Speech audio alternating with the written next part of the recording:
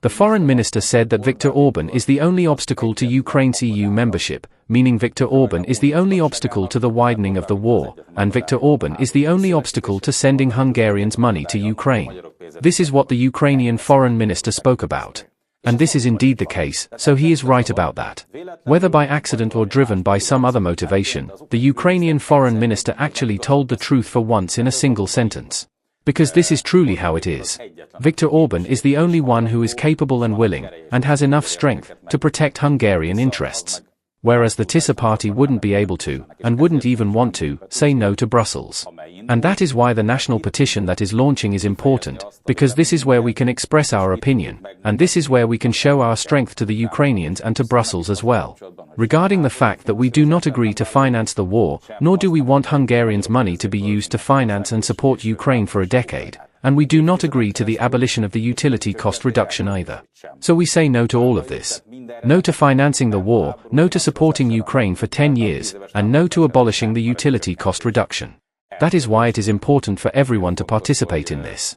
Because, as we have said with every action like this is where we can show our strength. Here we can show that we agree on this, we can create a point of consensus, and we can support Viktor Orban. In the struggles in Brussels, and in the struggles with the Ukrainians. After all, we see that the Ukrainians are attacking us virtually every day. They say that if Tisza comes to power, Ukraine gets the green light, it gets support for EU membership, it gets financial aid, and it even gets support regarding the decoupling from Russian gas and oil. So, Tisza serves the Ukrainians in everything, Tisza lies down for everything, it cannot say no to Brussels. We always end up here because this is the most important thing. This is on the table, if you please. It is perfectly clear, every Ukrainian talks about this, at every political level, press level, influencer level, every level. This cannot be denied. Or rather, perhaps Péter Magyar tends to, but it is clear. That is why I asked Anita Orbán yesterday, and I would like to repeat it here, to stand up and say what she was whispering about with the Ukrainians in secret, what she told them, and how they intend to continue the Orbán government's pro-Hungarian policy with a pro-Ukrainian policy. How do they intend to push us into the war?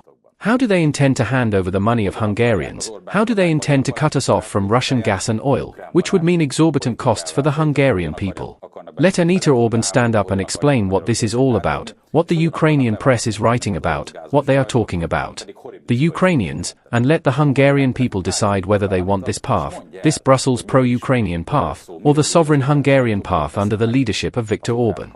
Well, if you say at the very first moment that, I will execute what I receive from Brussels, and execute what they put on the table in Brussels, then at the very first moment you have surrendered the Hungarian interest. That is what this is about. In the case of Anita Orbán, Péter Magyar, and Tisza. Well, a decent politician should at least say, if you please, we shall see. We shall see. If it is something that goes against the Hungarian interest, then I will defend the Hungarian interest. After all, this is the Orbán government's position, this is Viktor Orbán's position. It is Foreign Minister Szijjártó's position. And besides this, you know, she is a great champion alongside István Kapitány of decoupling from Russian gas and oil, of separation, since this is also what the captain wants. The captain said this in his first interview, but it is known that Anita Orbán also dealt with this and supports it. It is no accident that people are coming from leading positions at Western energy companies into the leadership of Tisza. Both of them are like this, the captain too, and Anita Orbán as well. They do not represent Hungarian interests, but rather the same Western capitalist circles and energy companies where they worked. That is why they say Russian oil is not needed, we will buy from those we represent, where we previously worked, where we previously held leadership positions, we will buy from them. The Russian stuff isn't needed. Only this is not the Hungarian interest. This is a foreign capitalist interest, the interest of multinationals, the interest of energy companies, and has nothing to do with the country's interest. This is why we usually say that leading a company is different from leading a country, and this is a big problem. But now let's examine this energy question. This is one of my favorite questions. I worked at the Ministry of Foreign Affairs for almost 10 years, I dealt with it a lot. I really like this issue. It is a very important issue, but ultimately, it is about the fact that what von der Leyen is doing, and what the Brussels people are doing, is obviously not in the European interest. That is obvious, right? It can be called a Ukrainian interest is fine, but then von der Leyen should lead the Ukraine Commission, not the European Commission. She is already leading that now. By the way, so this is the sad truth. Because energy supply, as I said earlier regarding Hungary, regarding all of Europe, our interest is the Ukrainians' interest. That is one thing. That is their business, but they are not in the European Union. The interest is that gas and oil should come from as many places as possible. Russia is one of the world's most important suppliers. If you exclude this source as the head of the European Commission, you make Europe vulnerable in terms of supply security. 1, 2, you shoot the price up like hell. We could see this in recent years. We don't have access to the sea, right? This occasionally surprises our European negotiating partners, but Hungary is a landlocked country surrounded by land borders and neighboring nations, so we have no sea access. Therefore, we can only buy gas and oil where there is a pipeline, otherwise known as a pipe. The pipe has a beginning and an end, and that is where the route runs.